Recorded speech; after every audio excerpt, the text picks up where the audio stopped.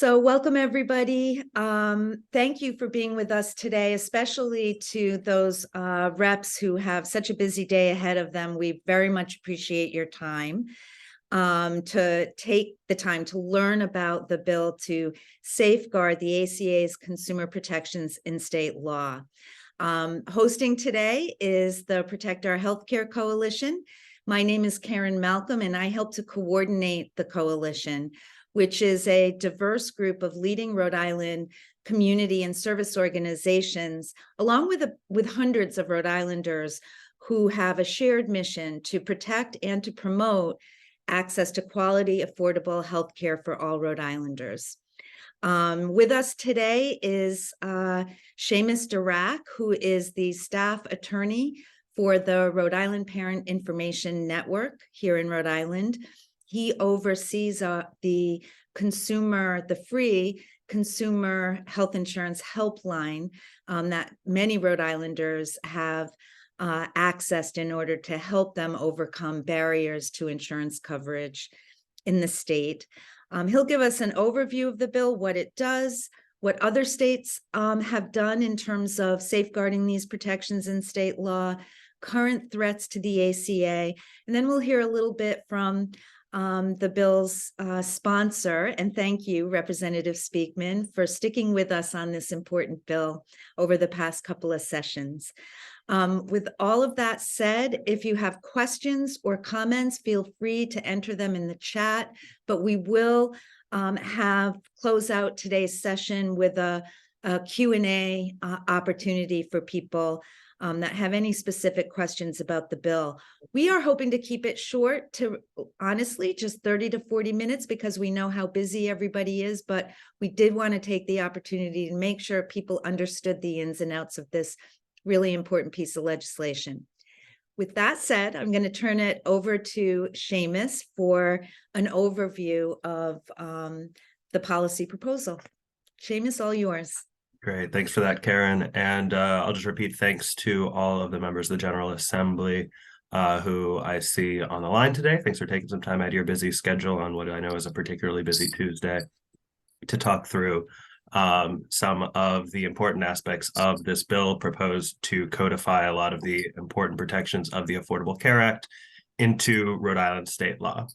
I'm going to take a very brief bit of time here this afternoon just to talk through how the Affordable Care Act has been implemented in Rhode Island, how it's impacted Rhode Islanders' access to care.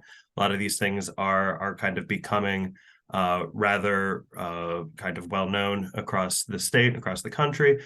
But I think it's important just to keep in mind that this is all something that is currently and will continue to be under potential threat.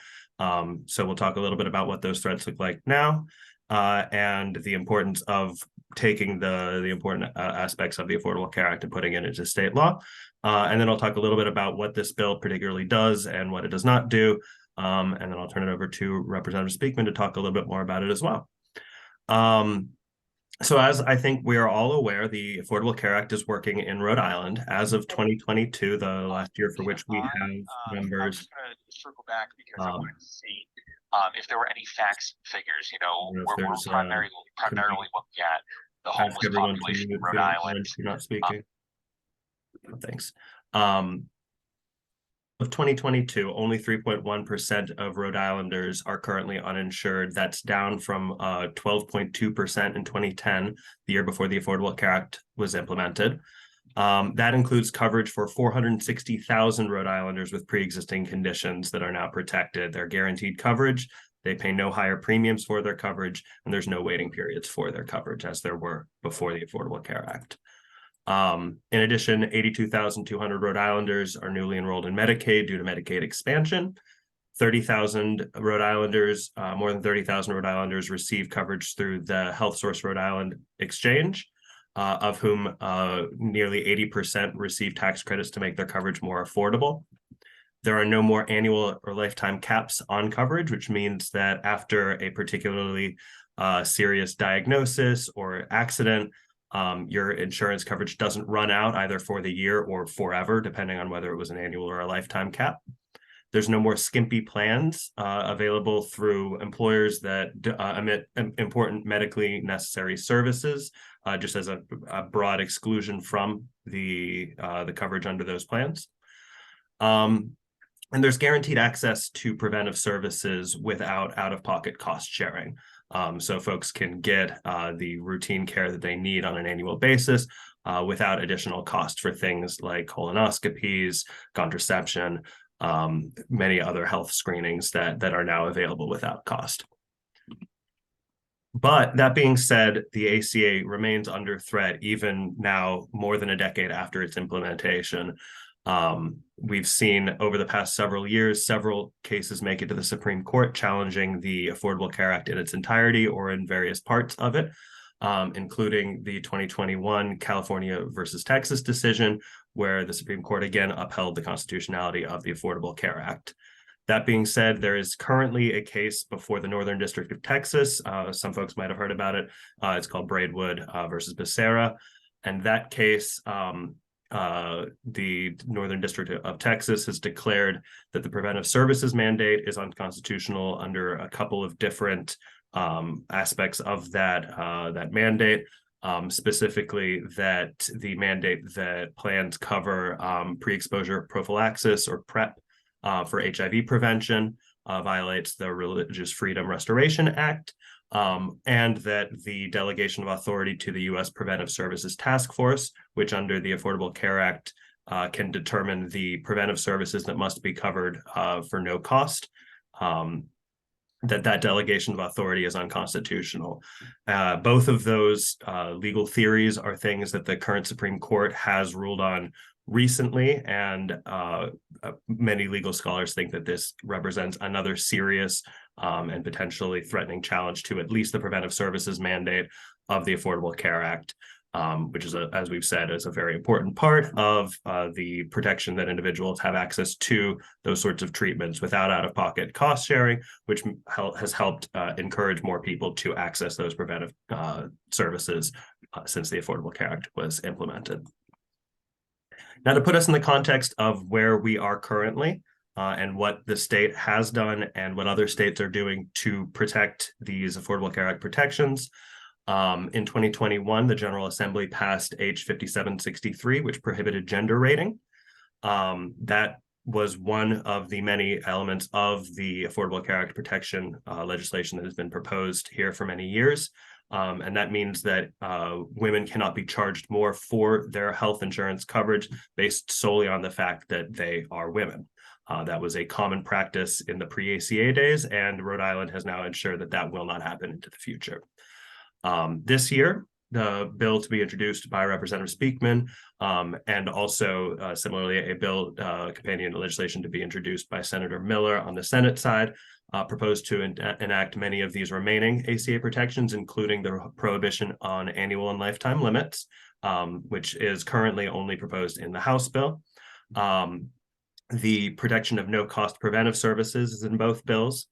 The protection of essential health benefits, which require that plans cover a list of 10 quote-unquote essential health benefits. These are categories of benefits that every plan offered by an employer or on the health insurance exchange cover in Rhode Island to ensure that a broad spectrum of services are available to be covered.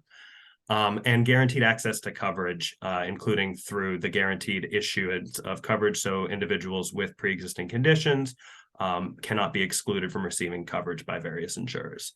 The bill to be introduced, it covers all of that.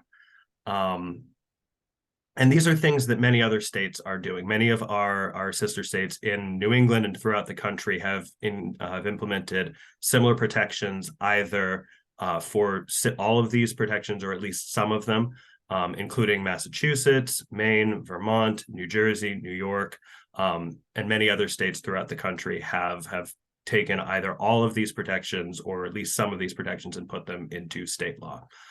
We think that's very important because of the ongoing threats and because all this does is put the current baseline of coverage in that is currently available in Rhode Island into state law. It makes no additional changes. or any new requirements, and just keeps those protections in place if the overall federal landscape were to change. At this point, I'm going to turn it over to Representative Speakman to talk a little bit more about the importance of this bill, but I'm happy to take any questions as we move forward if folks have questions about what this bill does, what it doesn't do, or what other state actions have been like in this arena. So thanks. Thank you, Seamus and Karen, and thank you to my colleagues on the call, in particular, Representative Kislak, who helps me think through all of these issues all the time. I think Rep. Carson, Donovan, Boylan, and Morales are here. If I've missed anyone, I apologize, but again, thanks for joining us. And for me, Seamus covered all of the reasons why we need to do this and what it codifies. These are provisions and protections that exist now. When Dobbs happened in this last summer, we all saw how scary the Supreme Court can be. So for me, that's the primary motivation, to make sure that the Supreme Court, there have been opponents of the ACA since its beginnings who have attempted to chip away with it, overturn it completely, repeal and replace whatever particular flavor of the moment is. So for me, it's particularly important just to make sure that the protections and provisions that already exist for Rhode Islanders are maintained regardless of what is done in the court system. So that's my motivation for sponsoring this bill. This is something that Rep. Kassar and I worked on last year and the year before. So she has passed the torch to me on this, and I'm grateful for that. And again, grateful for the help of Rebecca Kislak on this. I don't know if you have anything to add, Rep. Kislak, on this, but I urge everyone to support it. And for those non-reps on the call, urge your reps to support it as well. I will have the bill on the floor today and Thursday for co-sponsors. So come on over and find me and sign on. I'll turn it back to Karen, who is going to, I think, moderate the Q&A if there are any. Thank you.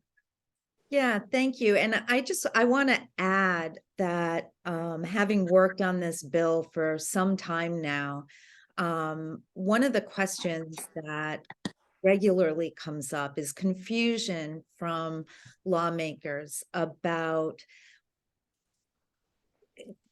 the fear that enacting and codifying these consumer protections would open the state up to the need to carry forward the Medicaid expansion and premium tax credits that are contained within the federal Affordable Care Act. And so just to address that up front, I think it's important to understand that what this bill does is to codify the consumer protections, which are the quality measures of plans, and it does not address those other provisions of the Affordable Care Act.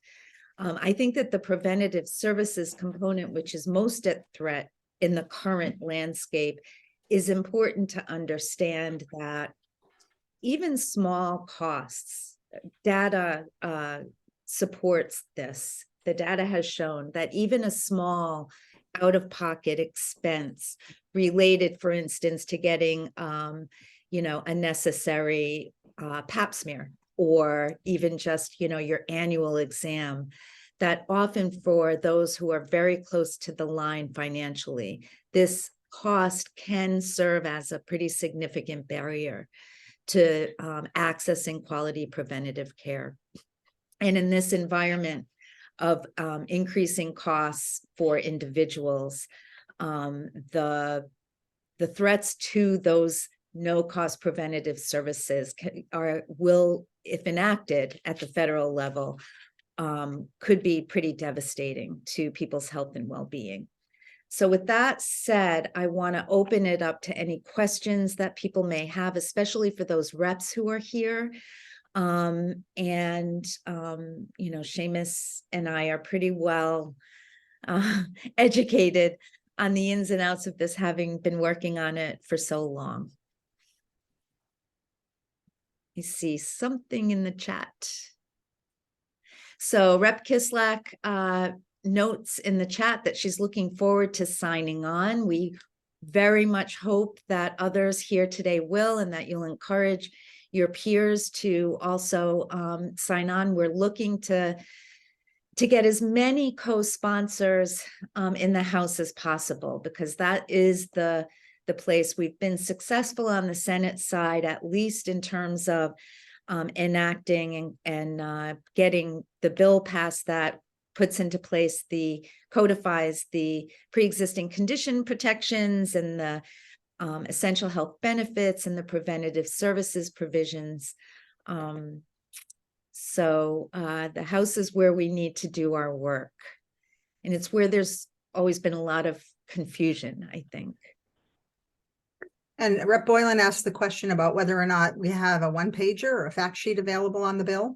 We do. And actually, that will be emailed as follow-up to this. So you watch your official rep email for that fact sheet. And Seamus and I will be up at the State House along with other partners from the coalition on Thursday, and we'll have some printed copies of that fact sheet with us.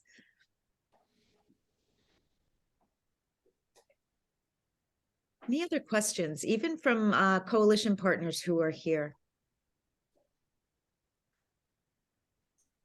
I guess one of the things we often forget when we are talking about this is just what life was like prior to the Affordable Care Act.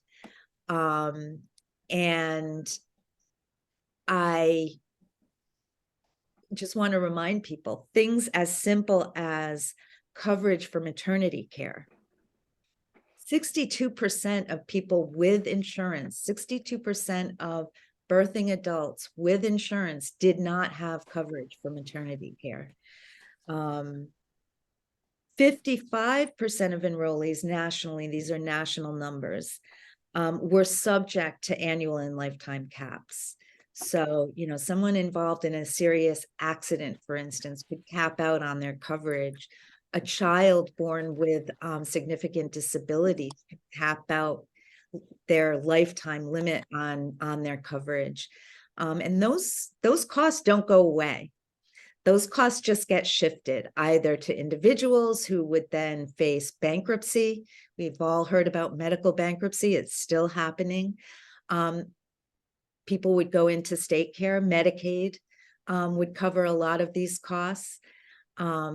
So, just try and reflect back a decade, a bit more than a decade, to what life was like for people, even with coverage prior to enactment of the Affordable Care Act.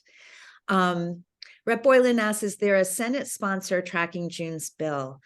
I'm going to let Seamus take that one. Sure.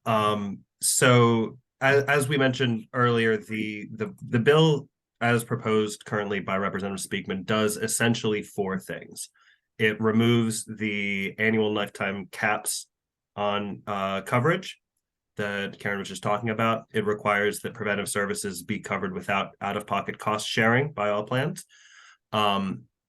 It requires the coverage of the 10 essential health benefits, and it requires the guaranteed access to coverage provisions. Those last three, the no-cost preventive services, the essential health benefits, and the guaranteed access provisions, are all included in Senator Miller's bill as currently proposed.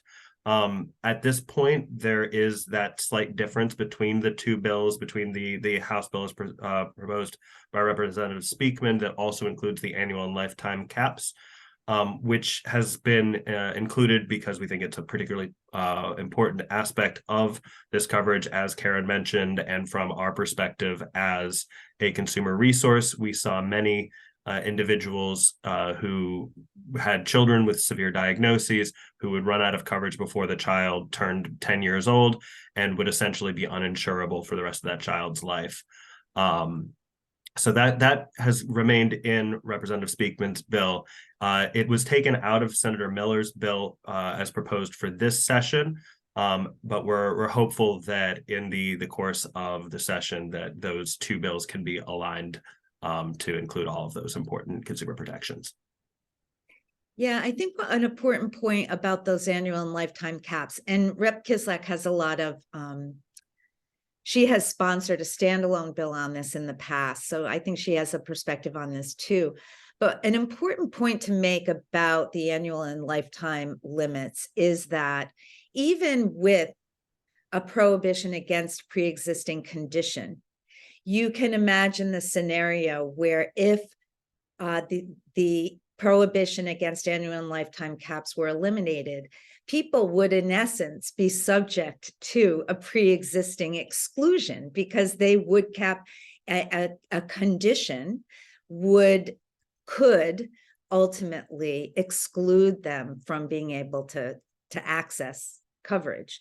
So there's a reason why the interaction of all of these varying protections were put into place to begin with, because there are systems working in tension, right, with one another and trying to manage and control things.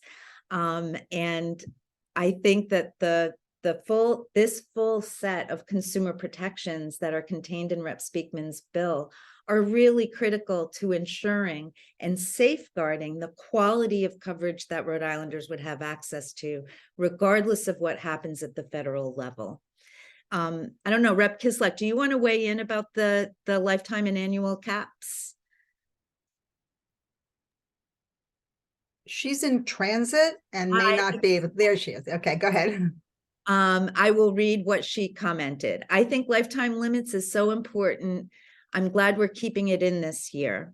When I was at Legal Services, I met a 2-year-old who was very sick, and his family came to me to file bankruptcy, even though they had insurance, because they ran out of private coverage. The child was eligible for Medicaid, and we fixed that, but this family had private insurance, and they should have and would now. And so that's a good example of how costs just end up shifting, right? When people don't have the coverage that they need. Any other questions? I just want to come back to, in terms of kind of what the overall intention of the Affordable Care Act was and what the intention is behind this bill in kind of a more macro sense, which is that we believe, and the individuals working on the Affordable Care Act when it was passed believe, that insurance should make healthcare 3 things. First, healthcare should be accessible, in that no one should not be able to access healthcare because of their current health, because of immutable aspects of who they are, things like gender, or any sort of developmental disability, any other sort of things that you're born with that you cannot change, that then result in you not being able to access healthcare. So healthcare should be accessible. It should be affordable, in that you should be able to access important healthcare services across the spectrum without going bankrupt. Things like the annual and lifetime limits should not be allowed, because for many people that makes healthcare totally unaffordable. And things like the preventive services requirement. As Karen mentioned, there's been many studies out there showing that access to free preventive services means that people take advantage of that and receive those preventive services, where even if they had a small $5, $10, $20 copay, they would give that up. Those are things across the board, that including things like cancer screenings, important like diagnostic tools to identify any sort of conditions before they worsen, or things like contraception. Really a wide variety of things that folks should have access to and should not have to pay for in order to actually take advantage of that. And finally, healthcare should be meaningful, in that insurance should cover a wide variety of services, essentially all of the services that an individual can be expected to need, without having broad exclusions. All 3 of those things, healthcare being affordable, accessible, and meaningful, were not always common before the Affordable Care Act. And even without necessarily realizing it, I think that we as both Rhode Islanders and as Americans have internalized the improvements that have been made in each of those 3 areas over the past 10 plus years. And what this legislation simply is trying to do is set that baseline of accessibility, affordability, and meaningfulness for coverage, that if something were to change on the federal level, sets an absolute baseline below which health insurance becomes essentially meaningless, and something that we have seen at Ripen as a consumer assistance program for many years, both before and after the Affordable Care Act, is folks signing up for plans that they think provide meaningful coverage, but don't. They think they're getting something that's worthwhile. They're still paying money out of pocket for that coverage, but then when an accident or an illness arises, they end up finding out that their coverage is essentially meaningless and they're paying out of pocket for all of those costs. That was more common before the Affordable Care Act. If the Affordable Care Act were to go away and this legislation were not to be passed, it could very easily become common again. And this legislation is simply meant to be a backstop to ensure that even in a society that we know that healthcare continues to become more and more expensive, there is an absolute baseline below which health insurance cannot go, and in order to have that meaningfulness. And, you know, we're not out of the loop. Well, first of all, we have a question, which I'll read out in a moment, but we are not, in fact, we are an outlier in New England. Maine, Massachusetts, Vermont, and Connecticut have all codified the regulations that would enforce essential health benefits, no cost share preventative services, the prohibition against pre-existing conditions. So our neighboring states have already acted on this, as have about another 17 to 18 states nationwide. So this isn't out of the norm. I also would remind folks that several years ago, the state enacted a state-based individual mandate requiring Rhode Islanders to carry health insurance coverage, and that the fines that are imposed on people who without coverage are used towards purchasing what's called reinsurance, which is a protective measure for insurers themselves for those patients that are very high cost. There's a handful annually of those particular cases. But I will read out this question from Matthew DeLillo. Sorry if I missed it. Are there any proposals to increase the income limits for folks on Medicaid who are working? A lot of folks have to reduce their hours, excuse me, or refuse raises due to the current income asset limits. There's some good things happening, some good proposals coming forward that address income eligibility for elderly and disabled, that address the Right from the Start program facilitated by Kids Count is kicking off this coming Thursday, and they have a bill that would provide continuous, that calls for continuous coverage for children enrolled in Medicaid from birth through age 5, regardless of the family's changes in the family's income or assets. And, you know, there's a couple of other good things out there. Does anyone else want to weigh in response to Matthew's question? Sure, I'm happy to. I think that identifies a very significant and important aspect of challenges to access for healthcare in Rhode Island and throughout the country. It is not specifically what this bill is seeking to undertake for a couple of reasons. First, this bill is specifically limited to the commercial market. So this is only going to affect individuals in Rhode Island who have coverage that is governed by Rhode Island law.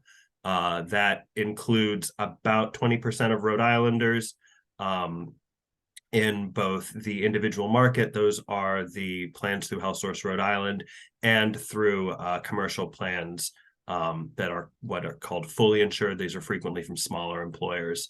That is the only market that Rhode Island law can directly attack in terms of regulating specifically what is and is not covered. So the work that is being done here is specific to that commercial insurance. As Karen mentioned previously, some of the other aspects of the Affordable Care Act, including Medicaid expansion and the the advanced premium tax credits to help with coverage affordability, are outside the scope of this legislation. What this legislation is really trying to zero in on specifically is what that health insurance has to cover, who it has to cover, and the limitations that it can and cannot put on that coverage. But there are, as Karen mentioned, many other efforts either currently underway or in the planning to ensure that individuals who are close to that Medicaid income limit are able to, as best as possible, take advantage of its protections. And I should say, I know everyone, particularly those representatives, elected officials who are on the in the meeting today, we are coming up to the initiation post COVID for Medicaid redeterminations. This is an arena in which it's not necessarily legislative action, but state action will be coming into play.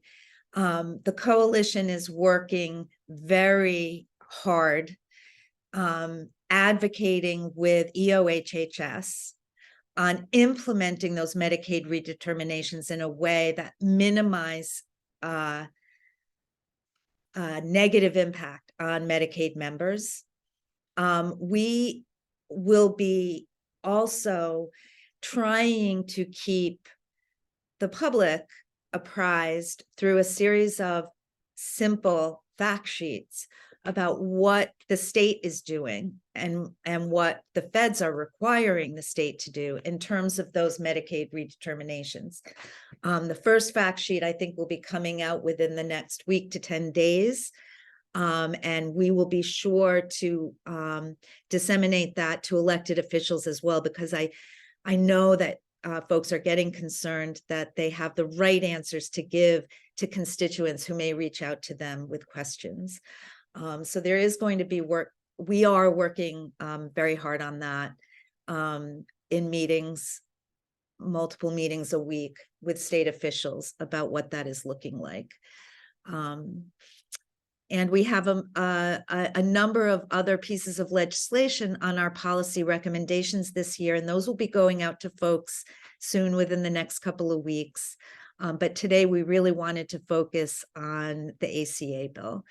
We're at time, so I want to begin to wrap up and give a last call for questions. And then Rep. Speakman, if you have anything else you want to add in before we wrap up. But I will read this chat message from Rep. Boylan that says, just an observation. I think most people, myself included, don't have a sense of how much things cost. So anytime people can give real examples of costs, pap smears typically cost a certain amount, delivering a baby typically costs, it's more impactful. Thanks for that recommendation, Representative. We will try and pull some of that information together for when we're talking to other members of the House. Rep. Speakman, any closing message?